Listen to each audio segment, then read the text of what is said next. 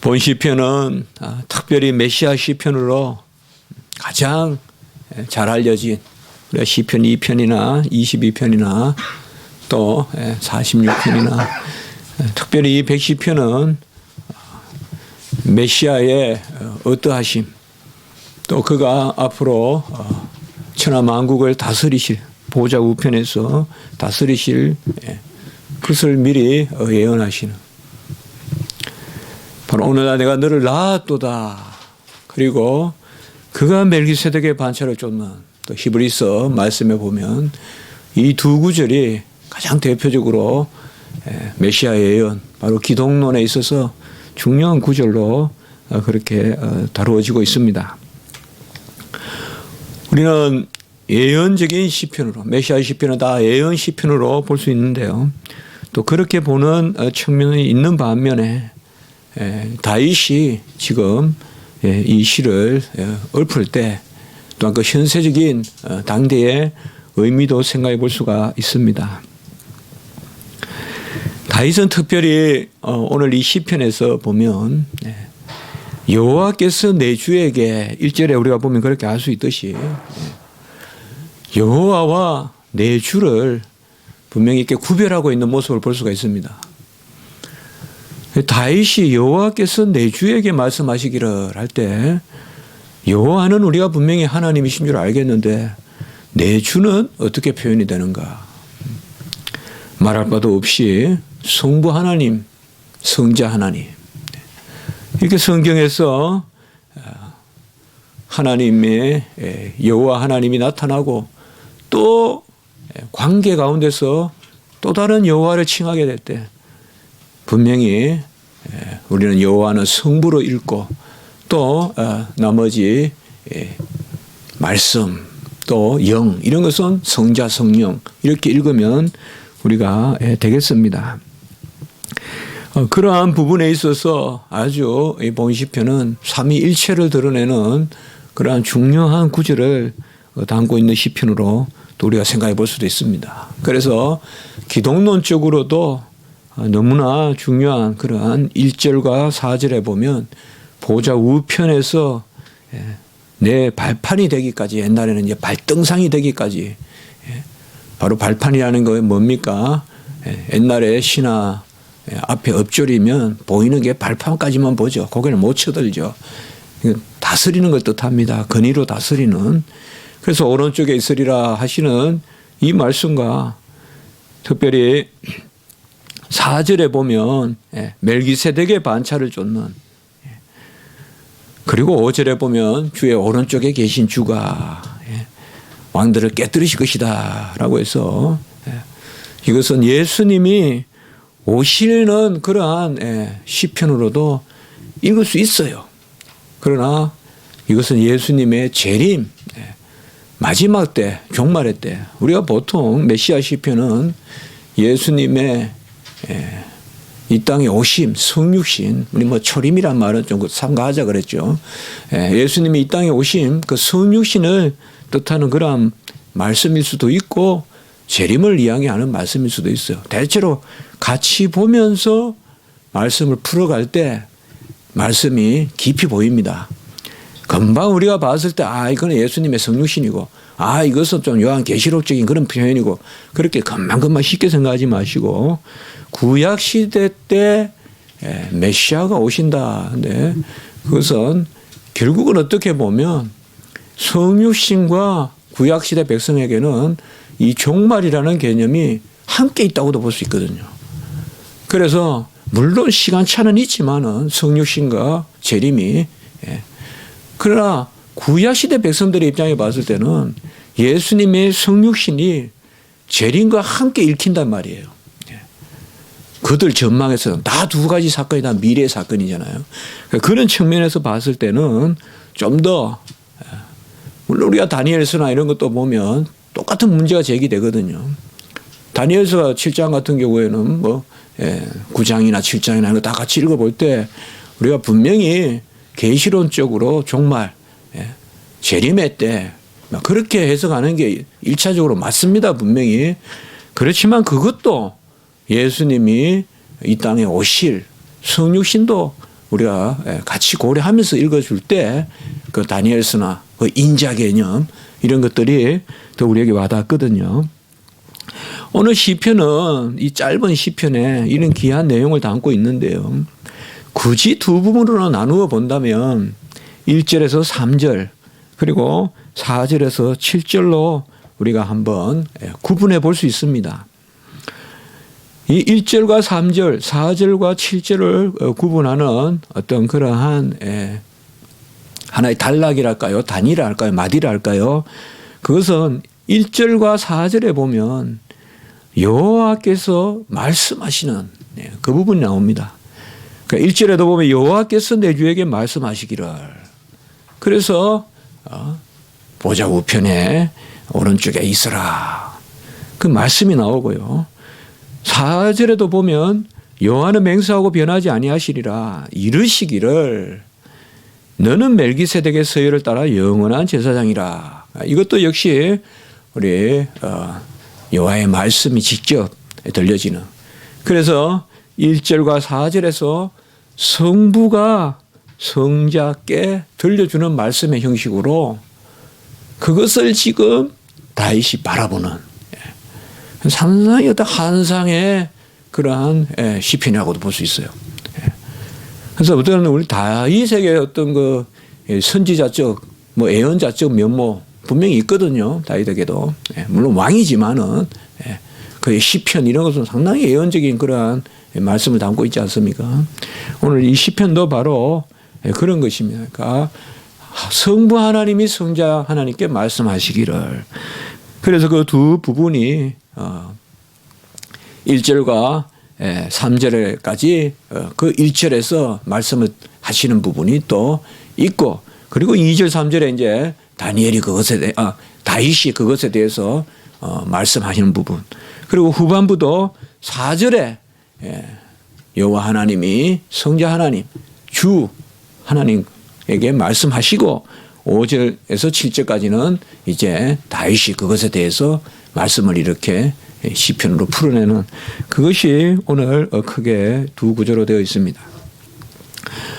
우리가 먼저 오늘 이 시편을 볼 때 한 단어를 한글로 번역된 단어에서 금방 우리가 알다시피 이 주라는 단어입니다. 주.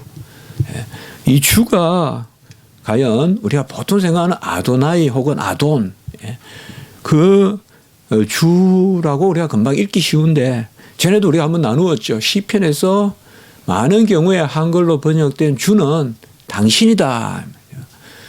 우리가 당신의 나라를 어떻게 당신의 나라 한글로 뭐 당신의 나라가 임하소서 그렇게 기도하는 경우도 있지만 사실 우리 어감에는 조금 낯설거든요.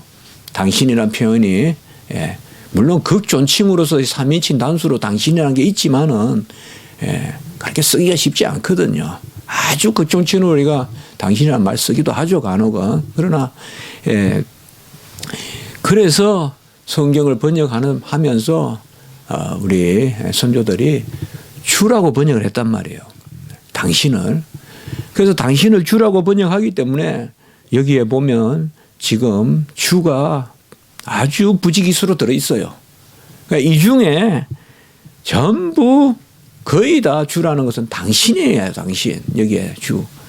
꼭 두 분만 주가 보통 명사 아도나이 아돈으로 써요. 두 번으로. 주라는 표현으로. Lord, 쿠리오스. 그렇게 써요. 그게 바로 1절과 5절에 나오는 거예요. 그렇게 먼저 우리가 한번 정리해 볼 필요가 있어요. 그래서 110편 1절에 여호와께서 내 주께 할 때 이때 주는 분명히 아돈이에요. 내 주께 할 때 아돈. 주라는 뜻입니다. 그러니까 여호와께서 내 주께. 이건 그대로 보통 명사 아돈이 쓰였습니다. 그리고 나머지는 전부 당신이에요. 2절에 시온에서부터 당신의 권능의 귀를 내어보내시니 당신은 원수들 중에서 다스리소서. 당신의 권능의 날에 당신의 백성이 거룩한 옷을 입고 절거히 헌신 안 하니 새벽 이슬 같은 당신의 청년들이 당신께 나오는도다. 뭐 이렇게 되어 있어요. 그리고 후반부에는 5절에 보면 주의 오른쪽에 계신 주께서, 여기에 또 주가 한번 나와요. 보통명사로. 당연히 어디에 나오겠어요? 주의 오른쪽에 계신 주. 후반부겠죠. 후반부의 주. 주의 오른쪽에 계신, 앞에 주는 당신이에요. 이건 전부 다 전미사로 써요. 우리가 알다시피 2인칭 단수 중 전미사 카 형태로. 당신의 오른쪽에 계신 아도나이께서, 이때는 주, 여기 아도나이로 써요. 그래서 1절에 나오는 여호와께서 내 주께 할 때 주, 이건 아돈, 평상어예요. 평상적 표현이에요. 5절에 나오는 주의 오른쪽에 계신 주, 아도나이, 이건 강의어예요. 강조체. 아도나이가 강조적인 표현이에요. 아도네. 강조적인 표현이에요. 아도나이가 많이 쓰이는데 이건 상당히 격앙된 어체예요. 아도나이 자체가.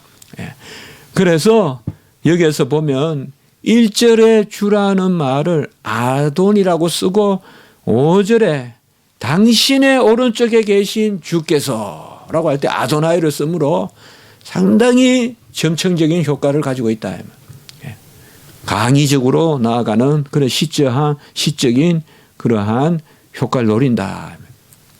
자, 이렇게 우리가 먼저 본 시편을 우리가 전체적으로 한번 파악해 보면 바로 전반부 후반부에 성부 하나님이 성자 하나님께 들려주시는 그 음성으로 그 성자 하나님을 주라고 부르고, 당신의 오른쪽에 계신 주, 그 주는 바로 대적을 발판으로 삼을 때까지 오른쪽에서 다스릴 것이요, 그 주는 멜기세덱의 반차를 쫓는, 이게 서열이라고 번역했는데,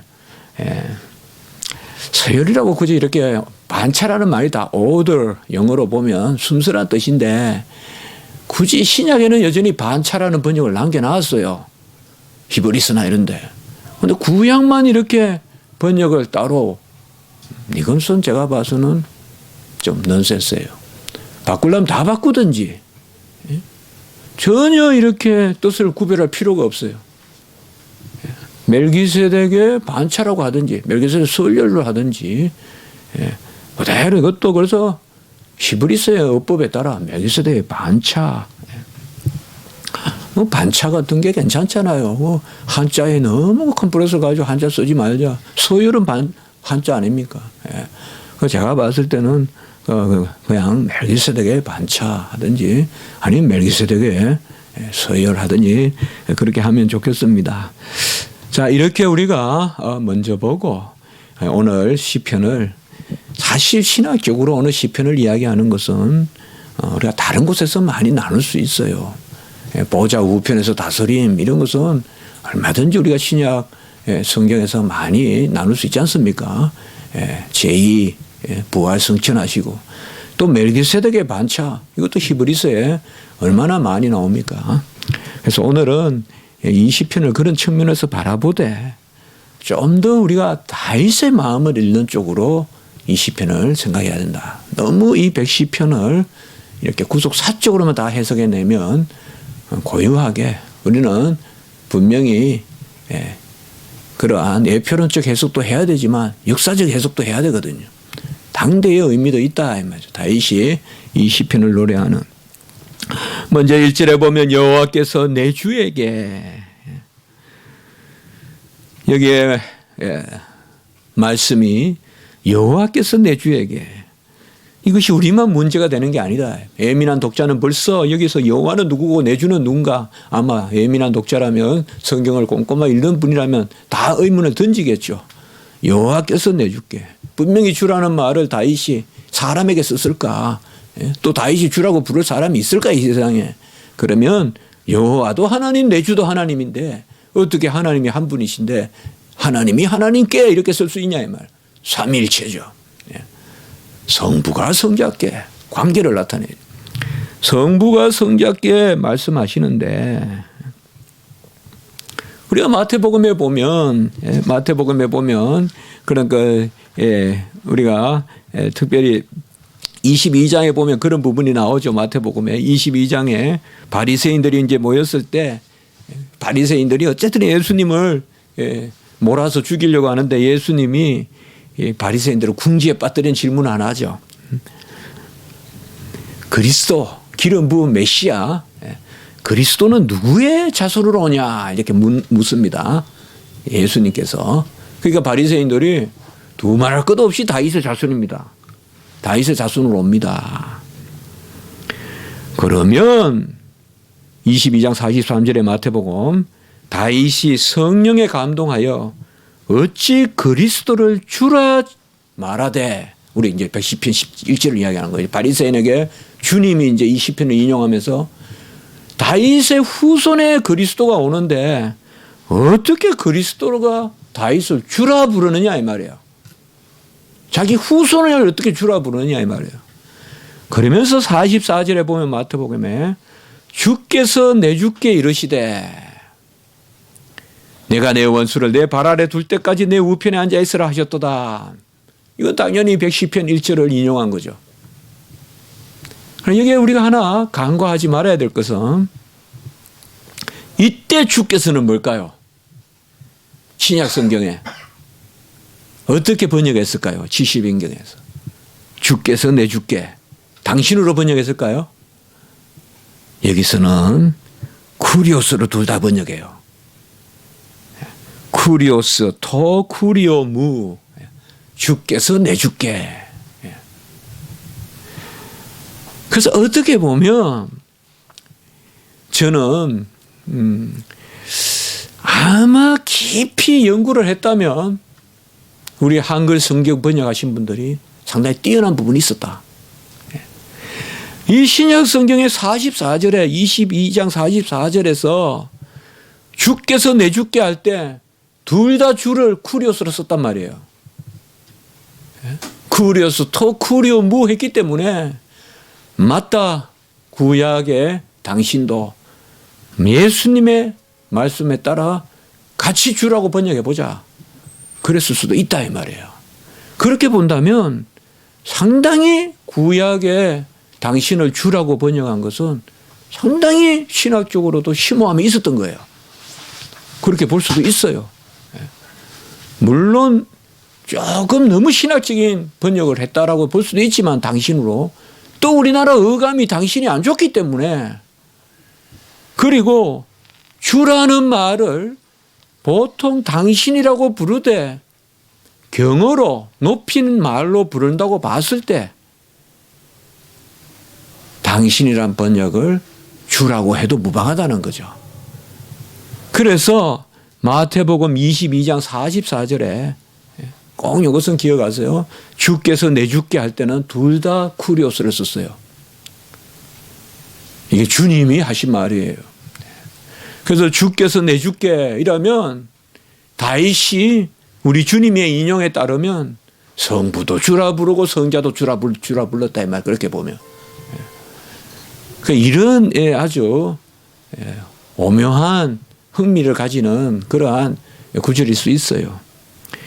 주님이 지금 쿠리오스라 하면서 어떻게 다윗의 너희들 그리스도가 어느 후손에서 오냐? 그리스도란 말은 기름 부은 메시아 아닙니까? 그리스토스. 메시아가 누구에게서 오냐? 다윗의 자손입니다. 그런데 어떻게 다윗은 자손으로 올 그리스도를 주라 부르느냐 이 말이에요. 어떻게 내 손자, 저 후손, 14대 저 후손에 올 그 후손을 저 밑에 후손을 주라 부르느냐. 그리스도를 주라 칭하선즉 어찌 그의 자손이 되겠느냐 하니까 바리새인들이 한 말도 못하더라. 바리새인이 한 말도 못하더라. 이 바리새인들이 생각하는 주는 어떤 개념이었을까요? 사실 메시아 사상이 뭐예요? 영원히 계신 하나님이 사람으로 오시는 거거든요. 이게 메시아 사상이에요. 이게 구약과 신약을 연결시키는 메시아 사상이에요. 그러나 유대주의의 변질된 메시아 사상은 바리새인들이 가지고 있었던 이런 사상이에요. 그저 한 인간이 다윗의 후손으로 올 뿐인 거예요. 그래서 바리새인들이 그렇게 메시아 사상이 유대 사상의 핵심 아니에요. 특별히 유대주의가 주님 오시기 전에 행행했을 때 가장 그들이 많이 내세운 게 바로 뭐예요? 메시아 사상이잖아요. 유대 묵시주의, 메시아 사상. 그런데 유대주의자들은 그 메시아가 하나님의 아들이 사람의 아들로 올 것을 사실상 몰랐거나 아니면 무시했거나 아니면 그런 줄 알았으면서도 못 배웠거나 바리새인들의 그런 형편이라 이 말이에요. 바리새인들이. 그래서 예수님이 시편 110편 1절을 인용하면서 다윗이 그에게 날 후손을 아돈 주라고 불렀는데 이 어찌된 일이냐. 바리새인들이 한마디도 말을 못하는 거. 우리 같으면 금방 이야기할 수 있죠. 우리도 바리새인 같이 말 못하면 안 되죠. 우리는 뭐예요? 그 주는 영원히 계시는 영존하시는 아버지요. 전능하신 왕이요. 바로 성자 하나님이시고 성자 하나님은 육신으로는 다윗의 후손으로 오나 영원하심으로 다윗이 성자 하나님을 주라고 부르는 것은 마땅하다. 마리아는 아들이라도 예수님을 주라고 불러야 해. 주의 어머니. 주의 어머니. 마테르, 투, 쿠리오. 주의 어머니라고 불렀다 이 말이에요. 마리아도 아들을 주라고 불렀다 이 말이에요. 아들을 주라고 불렀단 말이에요. 바리새인은 그걸 몰랐던 거예요. 그걸 몰랐던 거예요. 그러니까 110편을 암송하고 아무리 해도 구약을 뭐 외웠을 거 아니에요. 바리새인들은 뜻을 모른다 이 말이에요. 뜻을. 그게 바로 구약과 유대주의의 차이라 이 말이에요. 오늘날 무분별하게 유대주의를 신약과 연결시켜서 해석해 주는 그러한 새로운 관점이니 이 바리새주의라고 말해요. 이렇게 보면 바리새주의란 말이에요. 삼위일체를 모르고 영원하신 하나님의 아들이 사람의 아들로 온다는 구약의 메시아 사상을 믿지 않고 그저 한 인간이 올 거라는 유대주의의 그릇된 묵시 사상, 우리가 카발라라고 해요. 유대 묵시 사상에 빠져 있었다 이 말이에요. 그런 의미에서 오늘 110편 이 1절은 아주 중요한 구절이다 이 말이에요. 이것을 우리 주님은 전곡을 찌르면서 바리새인들에게 질문을 해서 바리새인들이 한마디도 말 못하게 만들어버렸다 이 말이에요. 너희들 그렇게 종교적인 의식을 많이 행하고 너희들 그렇게 많이 하지만 오늘 이 시편이 상당히 중요해요. 그런 면에서. 자, 또 4절에 멜기세덱의 반차다. 멜기세덱의 서열이다. 이것도 유대주의자들은 잘 몰랐어요. 이것은 이제 히브리서 기자가 당시의 유대주의자들을 비판하면서 또 이야기해요. 참 묘하죠. 그것은 우리가 히브리서, 요새 우리가 새벽 예배에 계속 보는 히브리서의 말씀에 보면 히브리서 5장의 말씀을 보시면 예수님은 멜기세덱의 반차를 쫓는 그 가운데 오신다고 히브리서 5장 6절에 인용을 해요. 바로 그 위에는 너는 내 아들이니 내가 오늘 너를 낳았도다. 아까 말씀드렸죠. 시편 2편. 그리고 내가 오늘 너를 낳았도다. 이것은 분명히 성육신으로 본다면 그렇게 본다면 물론 영원하신 나심으로 볼 수도 있지만 그리고 바로 6절에 뭐요? 멜기세덱의 반차를 따른다.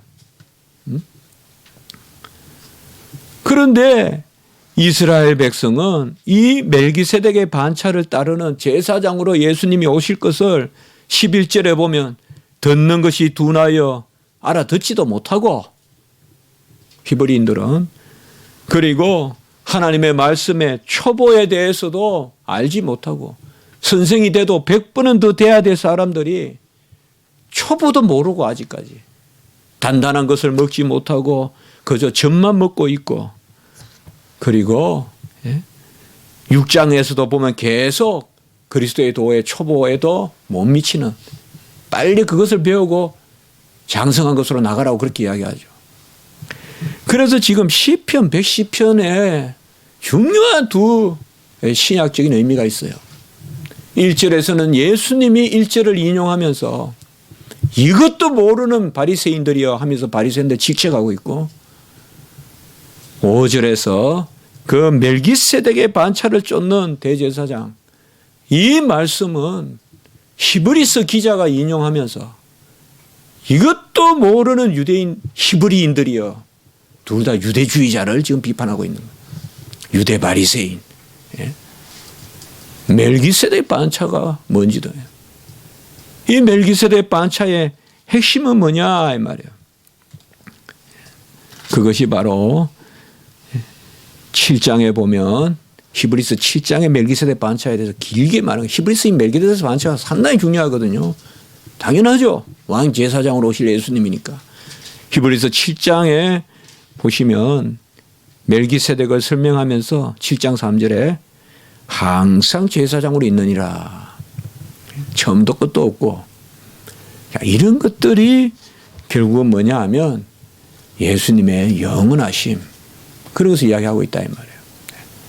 그래서 오늘 시편 110편은 정말 우리가 성경에 있어서 차지하는 그 비중이 상당히, 이게 110편이 중요하다 이 말이에요. 110편을 바로 읽을 줄 알아야 장성한 분량의 단단한 것을 먹는 사람이다 이 말이에요. 110편을 바로 읽을 줄 알아야 유대주의 바리새인 서기관들의 그 잘못된 것이 오늘날 새로운 관점에 빠져있는 그 인본주의적 관점이 아니라 신약과 구약의 계시적 관점을 온전히 가지는 사람들이다. 그것을 오늘 시편은 우리에게 잘 보여주고 있습니다. 뭐 너희들 많이 이야기하는데, 바리새인 너 서기관들 뭐 많이 이야기하는데 너 메시아가 누구지 모르는구나 너희들. 다윗이 후손으로 올 그 그리스도 메시아를 주라 불렀는데 너희들은 그런 메시아 가능을 가지고 있냐 지금. 있다면 금방 그게 우리가 믿고 확신하는 겁니다 라고 말했을 텐데 한마디도 못하고 예수님이 그 말씀하니까. 그러면 예수님이 벌써 그들의 신앙을 알고 그랬을 거 아니에요. 그래서 사실상 이 110편의 1절은 주께서 내주께, 예수님이 인용했던, 혹은 1절에 나오는 여호와께서 내주께, 이게 중요한 의미가 있다면 호칭에 바로 성부가 성자께. 유대주의는 이게 없다 이 말이에요. 유대주의는 단일신론이잖아요. 바리새인들은 단일신론이잖아요. 그러니까 시편 110편을 단일신론으로 읽는단 말이에요. 우리는 뭐예요? 당연히 신구약은 삼위일체의 하나님을 믿는 거죠. 그러면 110편 1절은 성부 하나님이 성자 하나님께 말씀하시기를, 꼭 세례받고 올라오실 때 내 사랑하는 아들이요 내 기뻐하는 자다. 높은 변화산에서 변현되셨을 때 내 사랑하는 아들이요 내 기뻐하는 자다라고 성부 하나님이 성자 하나님을 불러주시듯이 여기 말씀하고 있다 이 말이에요. 그렇게 받아야 110편 1절이 온전하다 이 말이에요. 아무리 우리가 다 시편을 시로 읽더라도 이러한 신학적 의미는 분명해요. 그래서 아버지가 아들에게 너는 내 원수들로 발판이 되기까지 내 오른쪽에 앉아있어라. 벌써 죽으시고 부활하시고 성천하시고 보호자 우편에 앉으셔서 다스릴 것을 다 말씀해 주셨다 이 말이죠. 그것을 다윗에게 이미 예언해 주셨다.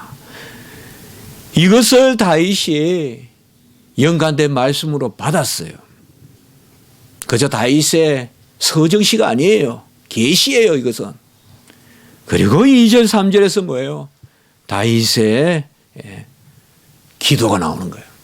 여호와께서 시온에서부터 당신의 권능의 귤을 내보내시리니 당신은 원수들 중에서 다스리소서. 여기 당신을 물론 성자라고 볼 수도 있고, 주 말이에요. 주가 당신으로 했다 그랬잖아요. 성자라고 볼 수도 있고, 내용상 성자 같지만 5절과 맞추어서 해석하려고 그러면 5절에 보면 주의 오른쪽에 이때 주는 분명히 성부거든요. 그렇죠. 그래서 2절 3절에 주는 성자고 5절에 주는 성부다 이렇게 보는 경우도 있고, 여기 하도 주석이 많아서 제가 정리해 드린 거예요. 그렇게 안 보고 전부 주를 다 성부로 봐도 돼요. 5절에는 주가 성부가 확실하니까. 그러나 시편이니까 이런 게 좀 자유롭잖아요. 호칭에서 성자를 주로 불렀다가 성부를 주로 불렀다가, 그렇게 본다면 우리 주님이 주께서 주에게라고 인용하신, 여호와께서 주께 이렇게 인용하지 않았잖아요. 우리 주님께서 인용할 때 주께서 주께 말씀하시기를. 또 그러면 성부도 주고 성자도 주니까 앞에 2, 3절은 좀 더 성자를 당신으로 칭했다고 봐도 되고, 5절은 성부를 당신으로 칭했다고 봐도 되고, 그것은 문제가 없습니다. 그러나 여하튼 오늘 시편은 이것은 우리가 정리를 하고 읽어야, 그것만 정리를 해도 크게 우리에게 와닿습니다. 그래서 여호와께서 당신의 권능의 귤을 내보내시리니, 이거는 여호와께서 여호와의 권능의 귤을 내보내시리니, 여호와는 원수들 중에서 다스리소서 이렇게 해도 되고, 여호와께서 성자 하나님의 권능의 귤을 내보내시니 성자 하나님은 원수들 중에 다스리시고, 3절 당신의 권능의 날에 당신의 백성이 거룩한 옷을 입고, 이것도 성자의 백성이라 할 수도 있지만 성부의 백성으로 보는 수도 있고요. 이 정설은 없어요. 저는 좀 더 성부 쪽으로 보는 게 좋지 않냐, 5절과 맞추기 위해서. 그러나 그것은 정설은 없어요. 어쨌든 성부든 성자든 주는 하나님이에요. 주의 권능의 날에 주의 백성이 거룩한 옷을 입고 절거히 헌신하니 새벽 이슬 같은 주의 청년들이 주께 나오는도다. 이때 주는 전부 당신이라고 했어요. 당신께 새벽 이슬 같은 청년들이, 당신의 청년들이 당신께 나오는도다. 사실 이런 것은 청년들, 주의 청년이라든지 이런 개념들은 사실상 새 생명, 어떤 상당히 계시록적인 그러한 표현이라고 볼 수도 있습니다. 어떤 새로운 별, 새 생명. 그러나 여하튼 주의 청년들이라고 한 것은, 청년들의 특성이 뭐예요? 어떤 고착되어 있지 않고 또 받아서 누리고 그러면서도 즐거워하고, 어떤 그런 개념이라고 볼 수가 있습니다. 흰 옷을, 거룩한 옷을 입었다, 이런 개념들은 다 그래서 좀 요한계시록적 그런 측면이 있습니다. 그럼에도 불구하고 다윗의 시편이라는 측면에서 우리가 봤을 때는 다윗이 하나님 앞에서 지금 성자 하나님을 보내주셔서, 삼위일체 하나님이 이 땅에 아들을 보내셔서, 이게 구약의 신앙이에요. 이걸 믿어야 기독교예요. 아버지는 아들을 통하여 일하시고요, 아들을 통하여 계시하시고, 아들을 통하여 역사하시고, 그 역사를 성령이 우리에게 적용해 주시고, 이걸 구약 백성 믿은 거예요. 구약은 단일신론이고 신약은 삼위일체론이고, 그렇게 보는 경우가 많다 이 말이에요. 그렇게 성경을 해석하는 경우가 잘못됐다 이 말이에요. 이 구약 백성의 신앙은 다 어디 갔냐 이 말이에요. 그러면 분명히 다윗의 이 시편은 지금 뭐예요? 삼위일체 신앙이에요. 그러면 뭐예요? 구약 백성도 뭐예요? 성부, 성자, 성령 하나님. 하늘에 계신 아버지여, 하늘에 계시면서 아들을 보내주소서. 하늘에 계신 하나님이 떠나서 이 땅에 와서 신이 이 땅으로 옮겨와서 이러면 그리스 로마 신화가 돼버리죠. 하늘에 충만하신 하나님이 이 땅에 아들을 보내셔서 다스리소서. 그게 바로 하나님이시죠. 만유 안에 계시면서 이 땅을 다스리는, 옮기심이 없이 옮기시는, 좌정하시면서 우리 안에 임재하시는 그 여호와 성자 하나님을 노래하는 것이, 그게 이 시편이에요. 그게 우리 역사 아니겠냐 이 말이에요. 제가 모두에 말씀드렸듯이 너무 미래의 애언 시편으로만 읽지 말고 지금 우리에게 임하소서, 지금 우리에게 역사하소서. 마나임, 지금 우리에게 군장으로 아들을 보내소서, 장군으로 아들을 보내소서. 그것이 바로 이 시편의 의미다 이 말이에요. 그러니까 미래에 되어질 일, 보호자 우편에서 다스리는 분, 우리도 보호자 우편에서 지금 다스리지. 그분이 마지막에 은수들을 다 발등상같이 만들고 불못에 보내고 그 모든 일들을 이루시지만 우리가 지금 노래할 때도 그 권능의 주님이 우리에게 역사하시옵소서. 그래서 저는 구약에서 예언시, 메시아 예언시는 성육신 혹은 초림과 재림을 아우르는 관점에서 대체로 읽어야 된다 이거예요. 아주 특정하게 이것은 재림이다, 종말이다, 그게 아닌 이상은 항상 성육신을 함께 아우러서 읽어야 되는데 보통 주석이나 이런 데 보면 너무 쉽게 그냥 정서적으로 대체로 이건 종말에 해당한다면 종말로 그냥 종말 시편으로 해석해버리고 그러면 그 당대의 역사성이 떨어진다. 다윗이 지금 이 시편을 노래할 때는 예수님이 오셔서 쫙 다스리고 끝나는 것까지 한꺼번에 보고 노래하고 있다고 읽어줘야 돼요. 우리가. 그래야 메시아 시편이 살아나요. 그래서 주님이 오시는 것을 대망하는 거예요. 주님이 오셔서 다 이루시고 그가 보좌 우편 가시고 그리고 재림하실 것까지 함께 봐야지. 무슨 성육신은 없다가 그냥 뚝딱 그냥 재림만 하듯이 그래 보면 잘못하면 잘못된 묵시론에 빠진다 이 말이에요. 다니엘서와 요한계시록만 그냥 연결되는 것 같고 예수님의 성육신은 없어진다 이 말이에요. 잘못하다가. 그냥 바로 그냥 다니엘서하고 그냥 요한계시록만 그냥 성경인 것 같고 중간에 예수님이 이 땅에 오신 것은 그냥 하나의 에피소드 같이 되어버린다 잘못하면. 그 잘못된 묵시론이다 이 말이에요. 후반부에도 마찬가지요. 4절에서도 멜기세덱의 반차를 따르는 영원한 제사장이다. 우리가 멜기세덱에 대해서는 히브리서 4장 특별히 7장 이런 데 보면 멜기세덱이라는 이름이 바로 살렘 왕이고 세데크, 멜기세덱이니까 의의 왕. 그게 히브리서에 다 설명이 되어 있어요. 히브리서 7장 1절에서 10절까지 잘 설명이 나왔어요. 아버지도 없고 어머니도 없고 족보도 없고 시작한 날도 없고 생명의 끝도 없고.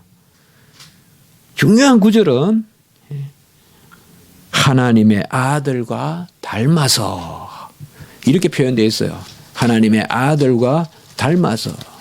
히브리서 7장 3절에 보면 하나님의 아들과 닮아서 항상 제사장으로 있느니라.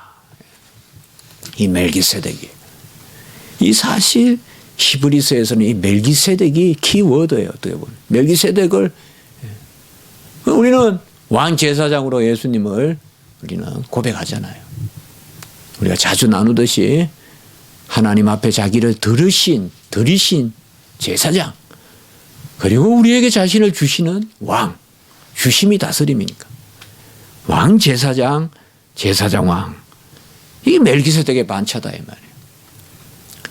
레이는 아브라함의 허리에서 나왔는데 멜기세덱은 레이 지파 제사장 정도가 아니라 아브라함을 축복한 318명을 그냥 포로로 잡아오고 히브리서에 보면 많은 왕들을 죽였다고 나와요. 또 아브라함이 많은 왕을 죽이고 포로로 잡혀갔던 룻의 318명을 데리고 오고 그때 11조를 바치고 멜기세덱에게 그때 멜기세덱이 기도하잖아요. 축복 기도하잖아요. 그게 바로 멜기세덱의 반차다. 그분이 오셔서 왕들을 쳐서 깨뜨리실 것이라 5절에 이런 것도 역시 우리가 다니엘서 뜬 돌이 신상을 쳐 부수는 그런 것을 금방 생각할 수도 있지만 주님이 이 땅에 오셔서 행하시는 모든 일들을 같이 보는. 그래서 6절에 보면 여러 나라의 머리를 쳐서 깨뜨리고 이기시고 길가에 물을 마시고 머리를 드시리라. 이것은 아주 전쟁하는 모습을 리얼하게 표현한 것이다. 그렇게 보시면 되겠습니다. 다 전쟁을 이기시고 아주 단물을 마시면서 고개를 탁 쳐드시는 그 승리의 모습, 그런 것을 생각해 보면 되겠습니다. 자, 오늘 제가 어떻게 보면 시편을 우리가 금요일 날 나누면서 이렇게 제가 신학적으로 설명한 경우는 잘 없습니다만은 이 110편만큼은 우리가 꼭 좀 붙들고 이걸 잘 알아야 돼요. 110편이라면 예수님이 이 110편을 기억하면서 바리새인들을 그냥 꼼짝 못하게 그냥 딱 막아버린 거예요. 아마 바리새인들은 그때부터 예수님이 더 이상 이건 안 되겠구나 생각했을 거야 아마. 그 다음에 히브리서에 사실 예수님은 누구신가에 대한 다이렉트 질문은 가장 히브리서에서 많이 던진 건 사실이요. 물론 요한복음도 예수님이 하나님의 아들이요 그리스도이심을 기록하려고 요한복음도 썼지만은 히브리서는 그야말로 히브리인들의 잘못된 그 메시아 사상, 그 당대에 구약의 메시아 사상이 잘못된 게 아니에요. 유대주의 메시아 사상이 잘못됐다 이 말이에요. 구약의 메시아 사상은 잘못된 거 아니에요. 그 잘못된 메시아 사상을 히브리서에서 깨우칠 때 그때도 이 110편이 말씀으로 사용됐다. 우리가 연관된 하나님의 말씀, 성경의 무오한 영감성을 인정하지 않는다면 어찌 이런 해석을 할 수 있겠습니까? 누가 현대 자유주의 신학자들이 이런 해석을 할 것이며 누가 성경 무오를 믿지 않는 사람이 우리의 이 해석을 받아들이겠습니까? 바로 110편을 온전히 받아들이느냐 마느냐에 따라서 히브리서 5장 6장에 걸쳐서 나오듯이 단단한 것을 먹느냐 젖을 먹느냐. 단단한 것은 다른 것이 아니라 바로 말씀대로 바로 믿는 것. 다윗의 후손으로 온 분을 주라고 부르는 그것에서 큰 아멘이 있는 이것이 바로 단단한 것을 먹는 것이지. 이성적으로 생각해서 후손을 어떻게 주라고 부르냐. 후손은 후손이지. 후손으로 태어났다는 거 족보만 절절절절 외우면 그게 성경 지식이냐 이 말이에요. 그분이 바로 영원한 하나님의 아들이시다. 그것을 우리에게 전해주고 있습니다. 이 주님을 우리가 대망하면서 소망하면서 또 살아계신 주님을 의지하면서 나아가는 은혜가 있기 바랍니다. 한번 기도드리겠습니다. 거룩하고 자비로우신 하나님 아버지, 다윗의 입술을 통하여서 멜기세덱의 반차를 쫓는 왕제사장 제사장 왕으로 우리 주님을 보내주시고 그 모든 것을 다 이루시고 다 대적을 깨어 부수어서 보좌 우편에서 또 다스리시고 지금 다스림을 통하여 우리에게 자기 자신의 영을 부어주시고 우리가 그로 말미암아 여호와를 즐거워하며 나아가게 하심을 감사합니다.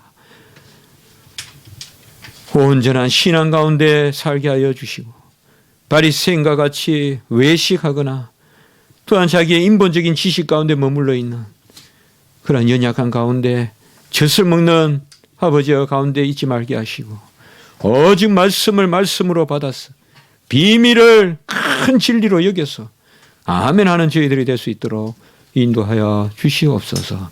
감사합니다. 우리 구주 예수 그리스도 이름으로 기도드리옵나이다. 아멘.